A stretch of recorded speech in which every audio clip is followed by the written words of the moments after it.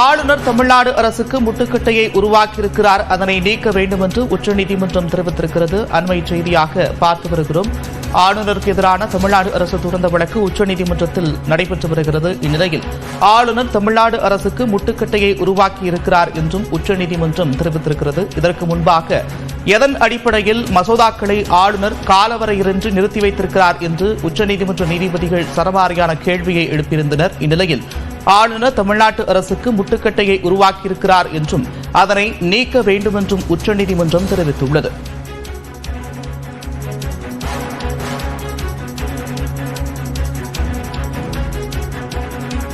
கூடுதல் விவரங்களோடு செய்தியாளர் சுசித்ரா இணைக்கிறார். சுசித்ரா, விவரங்கள்.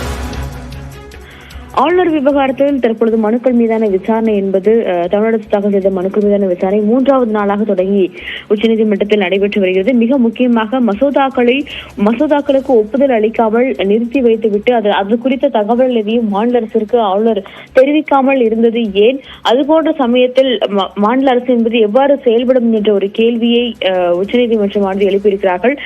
பல்கலைக்கழக மசோதாவினுடைய அந்த ஒன்றிய அரசு சட்டத்திற்கு எதிராக இருந்தால் அடுத்த நடவடிக்கை என்ன என்ற ஒரு கேள்வியும் நீதிபதி பரதிபாலா தற்பொழுது ஆளுநர் தரப்பில் வாதாட்டி வரும் அட்டர்னி ஜெனரலுக்கு எழுப்பியுள்ளார். ஆளுநர் அரசிற்கு முட்டுக்கட்டையை உருவாக்கியுள்ளார், அதனை நீக்க வேண்டும். அதுபோன்ற சமயத்தில் மாநில அரசு வேறு எவ்வாறு செயல்படும் என்ற ஒரு கேள்வியும் நீதிபதிகள் எழுப்பியிருக்கிறார்கள். மசோதா விவகாரத்தில் ஆளுநர் முட்டுக்கட்டையாக இருக்க முடியாது, அவருக்கு உள்ள அதிகாரத்தின் அடிப்படையில் செயல்பட முடியும் என்ற ஒரு கருத்துக்களையும் தற்போது நீதிபதிகள் முன்வைத்திருக்கிறார்கள். ஆளுநர் தரப்பில் அட்டர்னி ஜெனரல் வெங்கட்ரமணி தற்பொழுது ஆஜராகி வாதங்களை முன்வைத்து வரும் நிலையில் 3வது நாளாக இந்த வழக்கினுடைய விசாரணை என்பது உச்சநீதிமன்றத்தில் நடைபெற்று வருகிறது.